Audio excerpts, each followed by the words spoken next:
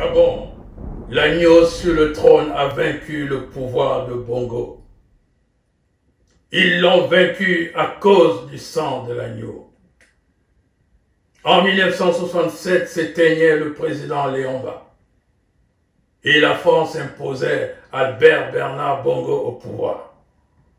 42 ans de règne après son décès, Ali Bongo, son fils adoptif, s'impose à son tour.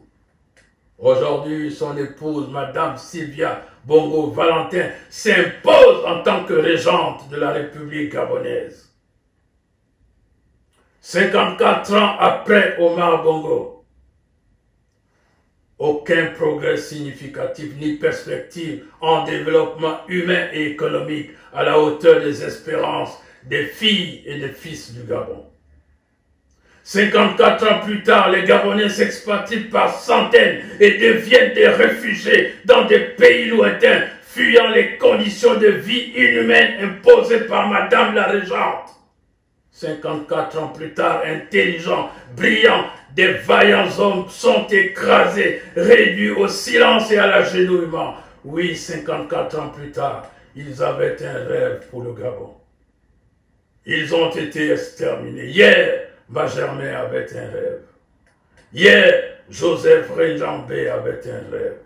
Hier, Pierre Mambouzou avait un rêve. Oh oui, André Maobabier avait un rêve pour le Gabon. Ils avaient tous un rêve pour le Gabon, mais un immense rêve qui, ma foi, nous aurait conduit à une destination élogieuse. Non, ce cauchemar qui nous maintient dans l'injustice, sous le soleil brûlant de l'équateur, des inégalités sociales au cœur de la forêt du bassin du Congo, dont chaque jour, avili, étouffé par le désordre, écrasé contre le mur du chaos, notre peuple est déshumanisé. La France, colonialiste, autoproclamée propriétaire du Gabon, quand elle décide de prolonger le règne de Bongo, malgré les 54 ans d'humiliation d'un peuple violé, martyrisé, abusé. Certains, pour notre délivrance, ont sollicité les sorciers, les marabouts, les magiciens, les ancêtres, la communauté internationale en vain. Dans les hivers glaciaux, comme dans les étés caniculaires de l'Occident et aux yeux du monde, la diaspora depuis 2009 jusqu'à ce jour a donné au mot résistance toute sa signification.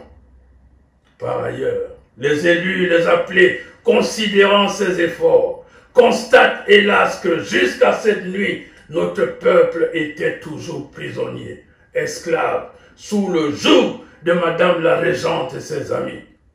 Alors, ils ont levé les yeux et les mains tendues vers celui qui sauve, celui qui a dit « Prenez courage, j'ai vaincu le monde ». Et là, mes yeux ont vu l'agneau assis sur le trône, le dossier Gabon ouvert.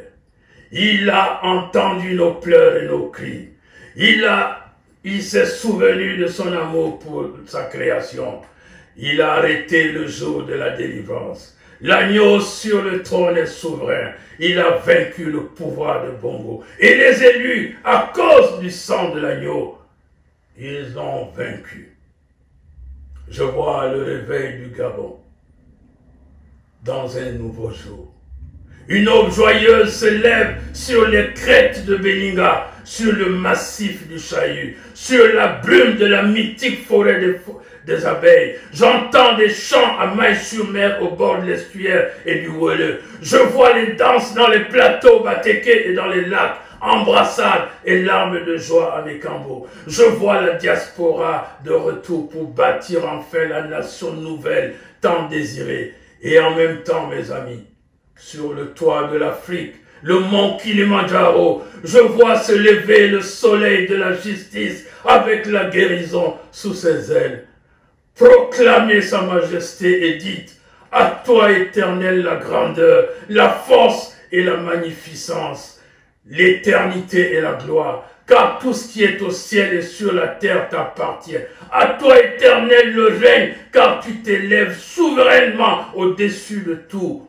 Oui, je vois le temps messianique après la justice qui arrive dans ce monde. Je vois un jour de réconciliation entre les enfants du Gabon et aussi les descendants d'Omar Bongo repentis parce que nous sommes un seul peuple, une grande famille, un destin commun. Je confirme la parole de mon serviteur et j'accomplis ce que prédisent mes envoyés. C'est écrit. Que cela soit entendu et accompli.